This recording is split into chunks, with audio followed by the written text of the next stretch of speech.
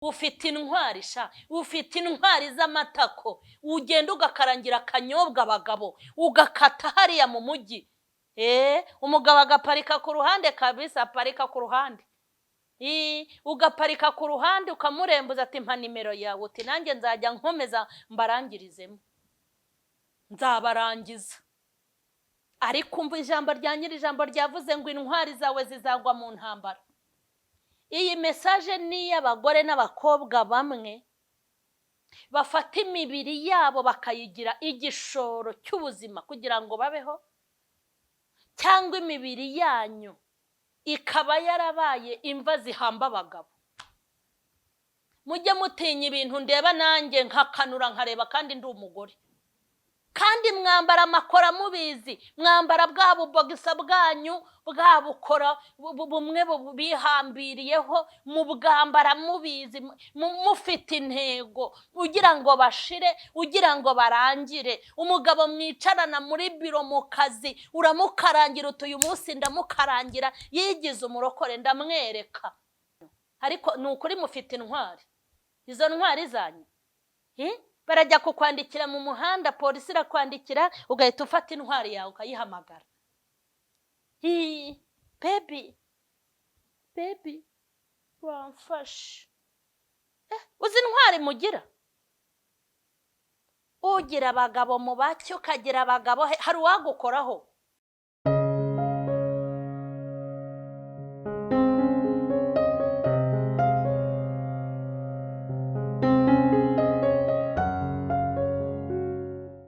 Ndabashuhuje mu izina rya Yesu Kristo w'i Nazareti. Amahoro y'Imana nabe muri mwebwe. Nizere ko mumeze neza. Ni kuri Mama Charlene nk'uko bisanzwe.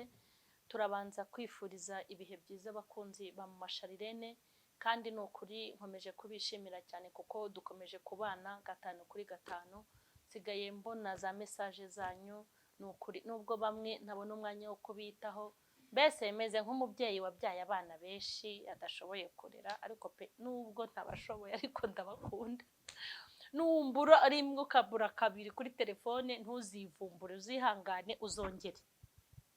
Ubwo rero naringarutse n'ubundi.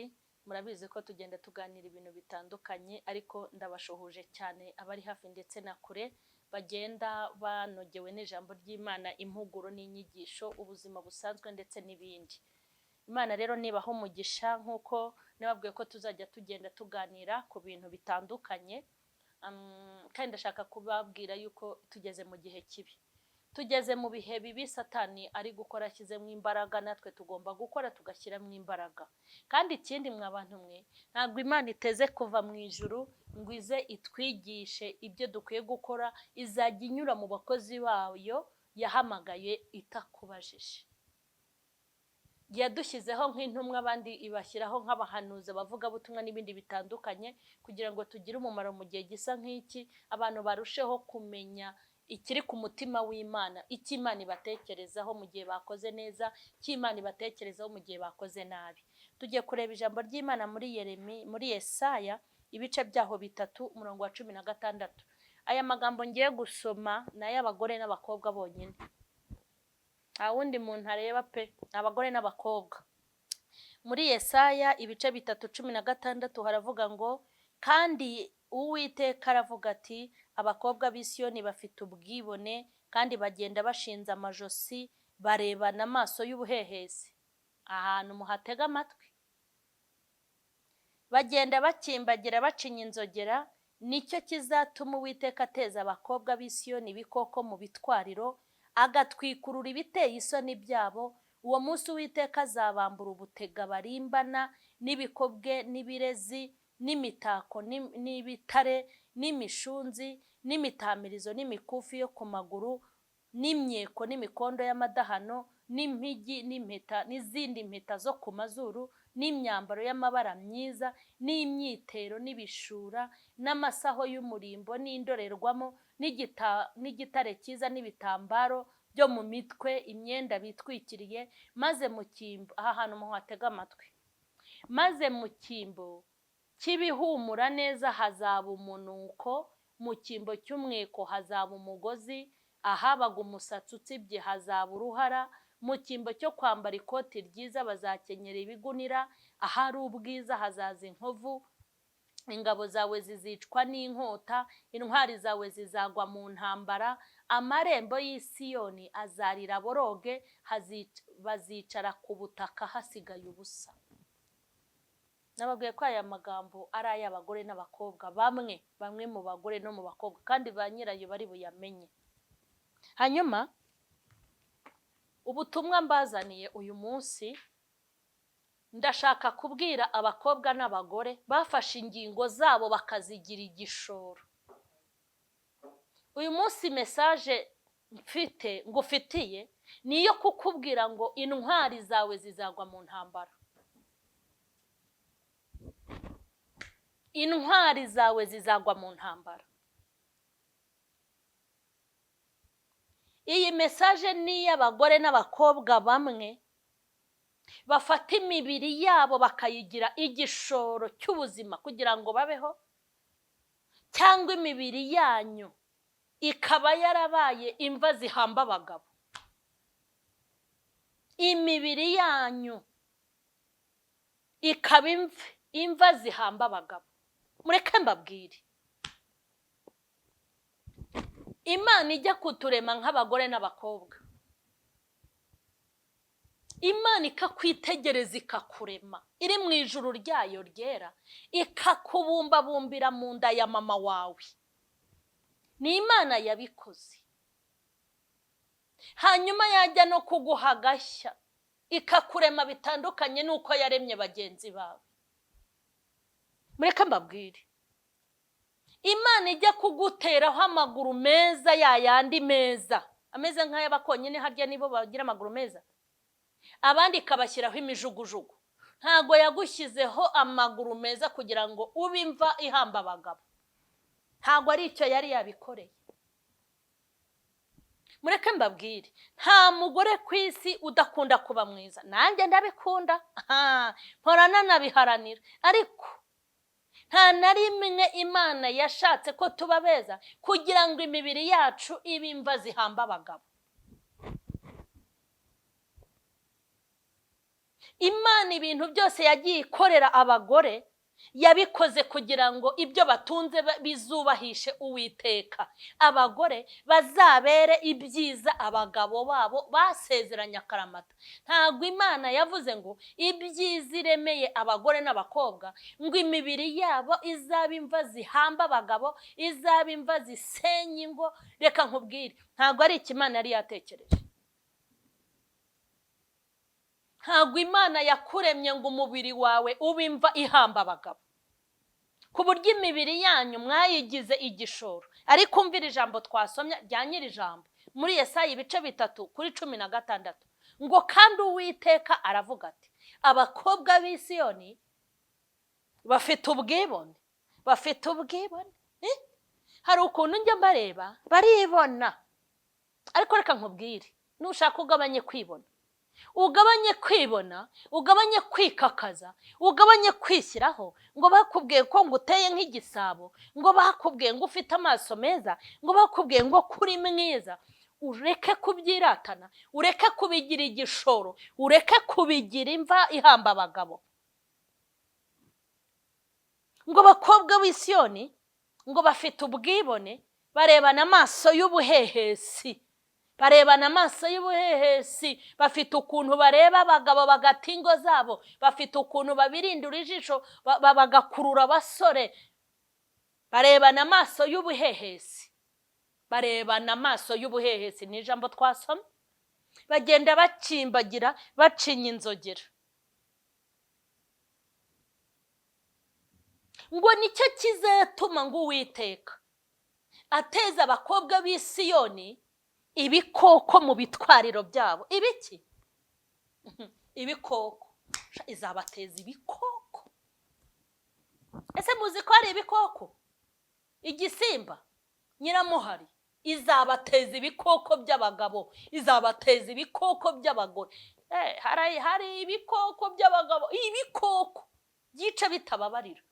Ko bihari ibikoko, kimwe kigende kikagukokora, kikakumaraho umubiri ugasigarana igufwa. ibyo bikoko, izabateza ibikoko by'ibirwara bidakira, izabateza ibikoko mu bitwariro, izabateza ibikoko. Maze ngo ahari umusatsi utsibye, wa musatsi utsitse umeze neza, ngo hazaba uruhara. Ahari ubwiza hazaba inkovu. Abakenyezaga umukandara bazakenyeza imigozi. Ngo intwari zawe zizagwa mu ntambara. Niho nshaka kwinjirira no kugera. Intwari zawe zizagwa mu ntambara. Mureke mbabwire, abakobwa benshi beza n'abagore benshi beza babonye igishoro.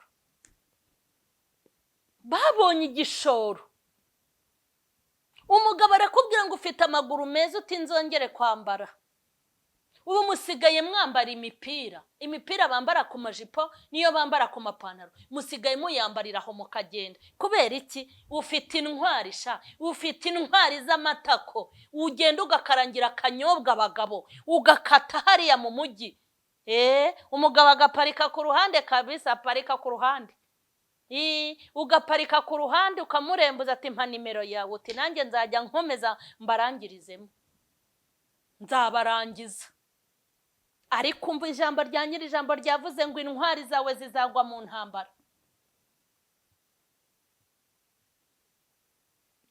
Imibiri yanyu mwayigize intwari zibarwanirira mu buzima. Imibiri yanyu yabaye imva zihamba abagabo. Wambara umwenda mugufi nta kindi ugamije, ugira ngo barangire. Abagabo bataye ingo zabo, abagabo bataye abagore babo b'isezerano, abagabo bataye abagore babo bacumbika andi mazu. Abagabo bibagiwe ko babyaye kubera ibibero byanyu. Uramukarangira nyine, uramukarangira umushahara wose akawukuzanira. Ariko ngo intwari zawe zizagwa mu ntambara. Uzayarya ariko ntabwo uzayaheza. Intwari zawe zizagwa mu ntambara. Ntabwo Imana ntabwo yaguhaye ingingo zo kugusha abagabo, nta nubwo yaguhaye ingingo zo gusenya ingo z'abandi. Imana yaguhaye umubiri kugira ngo uzanezeze umugabo wawe, hanyuma unezeze n'Imana.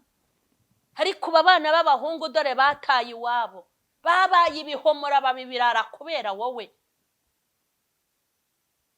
Kandi nimureke mbabwire, mujye mutinya ibintu ndeba nanjye nkakanura nkareba kandi ndi umugore. Kandi mwambara amakora mubizi, mwambara bwa bubogisa bwanyu bwa bukora bumwe bihambiriyeho, mubwambara mubizi, mufite intego, ugira ngo bashire, ugira ngo barangire. Umugabo mwicarana muri biro mu kazi, uramukarangira uti uyu munsi ndamukarangira, yigize umurokore ndamwereka.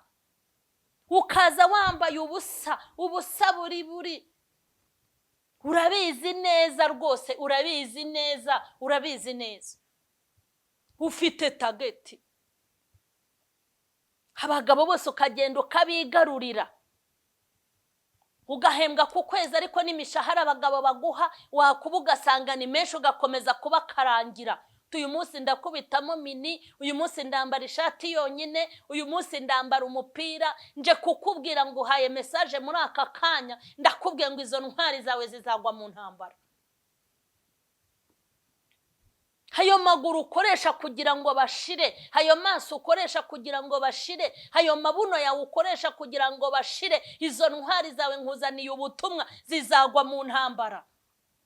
Ahari ubwiza hazaza inkovu, ahari umusatsi utsibye hazaza uruhara. Abakenyezaga imikandara muzakenyeza imigozi n'imishumi. Intwari zawe zizagwa mu ntambara.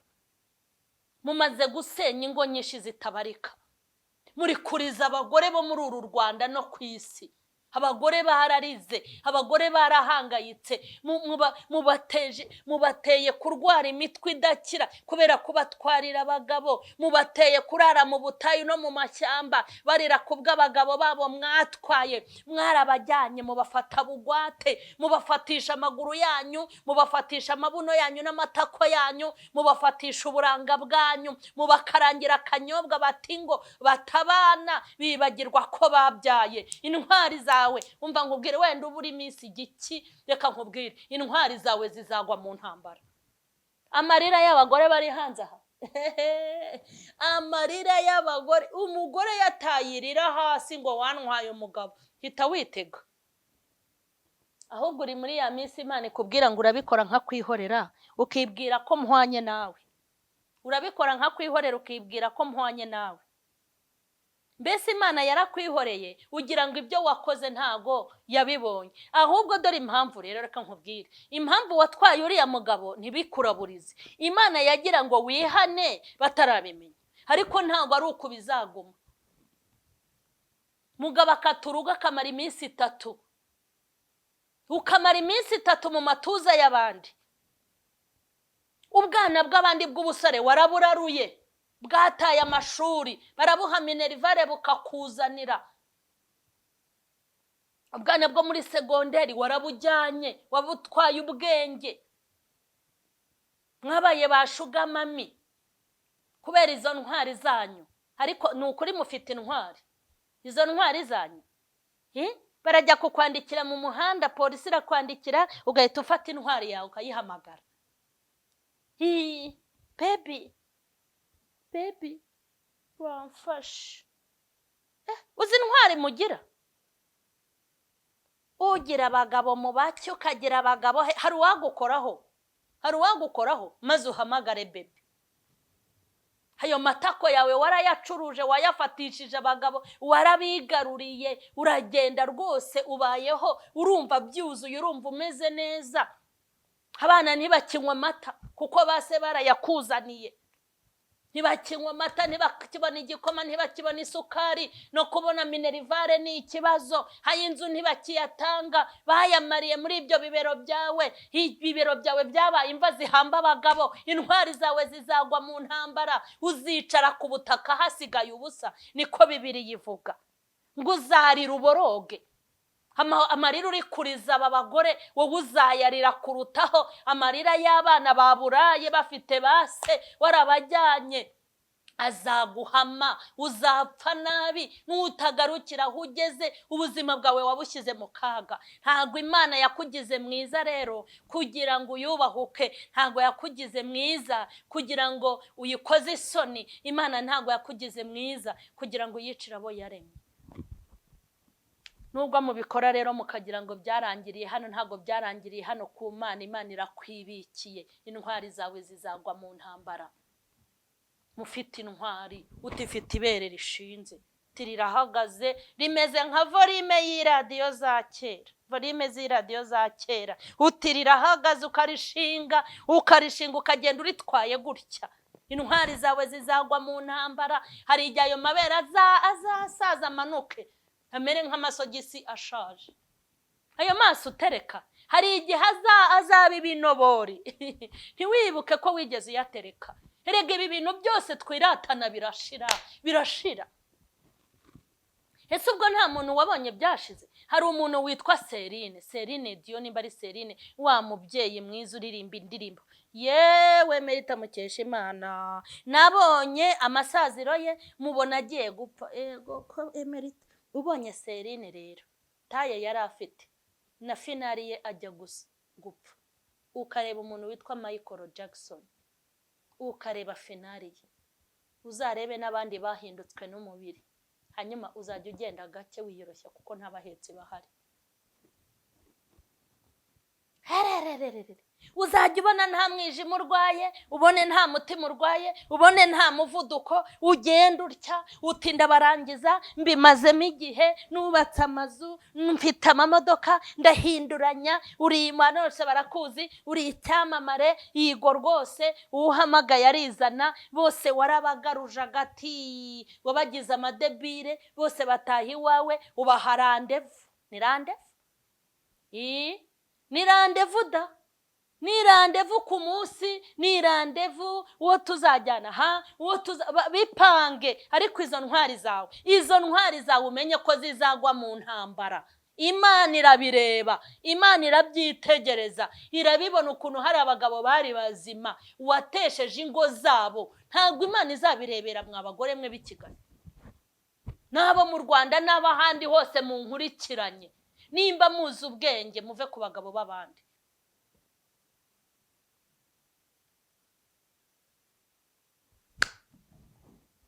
Intwari zawe zizagwa mu ntambara. Ahari umusatsi utsibye hazaza uruhara, ahari ubwiza hazaza inkovu. Ni ijambo twasomye. Garukira aho ugeze. Noneho byagera ku bantu bo mu nzu y'Imana, ibi mvuze mubikora musenga,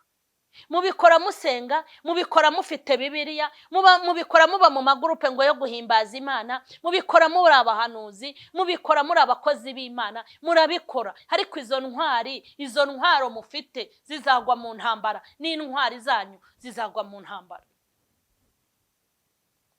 Sanga umukobwa afite ahantu hose ahafite abagabo. Muri ministeri hano ninjya gushaka iki sinzakibura nkafite umuntu. Hehe polisi nimfata hari uwo nzahamagara. Nibigende gutya bakamamagaza mu rukiko hari uwo nzahamagara. Nimpura n'ikibazo iki n'icyumva no kwa muganga bahagira abantu kugira ngo niba nazitwita nyine bibeshye bagira bazibahuburizamo. Ariko izo ntwari zose ufite zizagwa mu ntambara, zizagwa mu ntambara.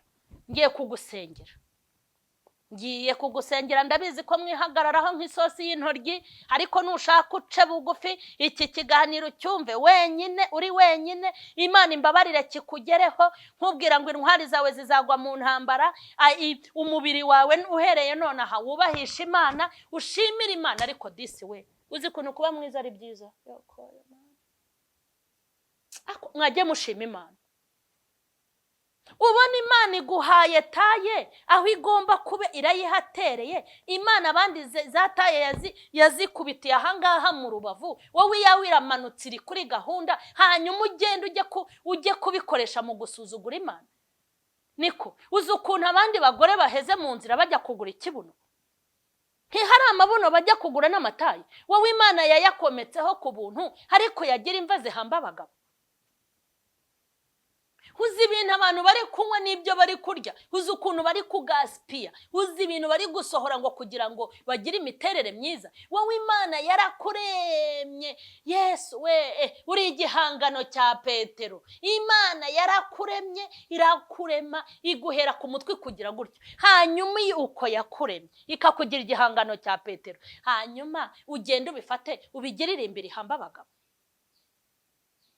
Uzi ibintu Imana yaguhaye yabyimye abandi. Ubuzi ko dufite abagore bambara amabubu badashobora no kuyakuramo kubera imiterere yabo, ariko bagakora kose urakubitamo bikaba amahwi, wakubitamo akamini bikaba amahwi, wakubitamo agapantaro bikaba amahwi, umwenda wose ukubisemo biba amahwi. Ese wari ukwiye gufata uwo mubiri Imana yaguhaye yabyimye abandi, hanyuma ukajya kubigira imva zihamba abagabo? Uzi ko hari umuntu ukunda ipantaro adashobora kuyishyiramo, yanayishyiramo akambara jipe crotte kugira ngo aterekane imiterere, akambara cya gipantaro kimeze gutya cya jipe crotte. Uzi ko hari umuntu ukunda mini ariko atakubitamo, hakubitamo n'iriya mitsi, amaguru ye yabaye imitsi ni imyase, ariko akantu kose ushatse wageza no mu gutwi.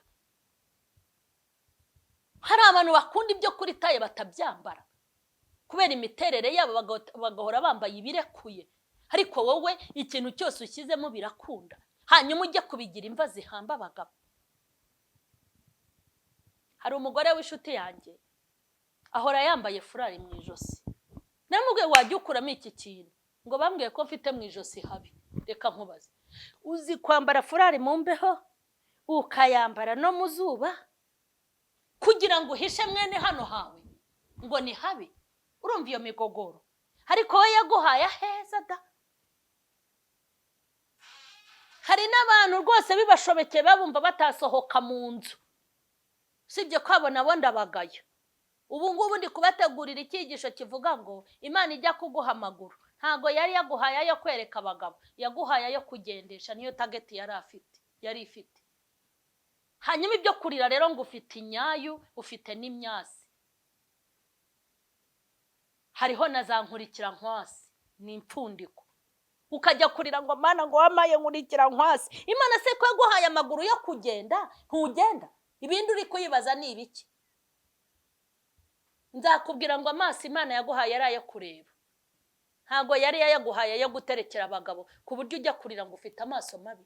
Nuko ngayo nguko. Hanyuma turashoje. Bakobwa beza, bagore beza, mwebwe ndi kubwira, muzi ko mufite igishoro cy'imiterere yanyu, ni mu bihindure, ni mwubahe Imana kandi ni mukorera Imana. Ngiye kubasengera, ngiye kubasabira imbabazi kuko igitsure cy'Imana kibariho, kuko amarira y'abagore n'abagabo, amarira y'abana, amarira y'impinja ntabwo azabagwa amahoro. Murarye muri menge, ibyo uri kurya umiragura ni iby'igihe gito. Izo ntwari zawe zizagwa mu ntambara, ariko Imana nikurwanira bizagenda neza. Imana y'imbabazi nyinshi n'imbaraga, sabiye imbabazi abana bawe, ndabasengeye. Baratandukiriye, barakurakaza kandi barakubabaza, bakoze ibyangwa nawe uko bwije n'uko bukeye, barakaza umutima w'Imana. Ariko aka kanya abakurikiranye ubu butumwa bakaba babwumvise, bagirira imbabazi, ndakwinginze. Imbabazi zawe nizibabeho, ubatandukanye n'ikibi cyose, ubatandukanye n'ikibi cyose bagukoreye, ubahe guhindukira no guhinduka, ubahe kuba bazima bazira intenge, kugira ngo umutima w'Imana ubishimire. Ndabasengeye Mwami, bahe imbaraga zo kureka ikibi no kukizibukira, kugira ngo babane n'Uwiteka ibihe byose. Ndagushimye Mwami Imana, ndagushimye kubwo kugira neza kwawe, ndagushimye ko wanshoboje. Iyi message nigere kure, igere ku muntu wese yagenewe, ubyumva agucire bugufi, kandi nagusaba imbabazi umubabarire, kandi nagukenera kubone. Urakoze, ndagushimye, icyubahiro n'ikibi cyawe mu izina rya Yesu, amen. Imana nibaha umugisha. Abatarakora subscribe ni muyikore, mukomeze kwiyumvira ibintu bitandukanye, inama, inyigisho ndetse no gutegura amafunguro n'ibindi byose. Ni muyikore rero. Comment, nimero zanjye ziraho, n'abankeneye muzajya mumbona. Hanyuma Imana ya Isiraheli ibishimire kandi bahe kuba abantu beza, amen.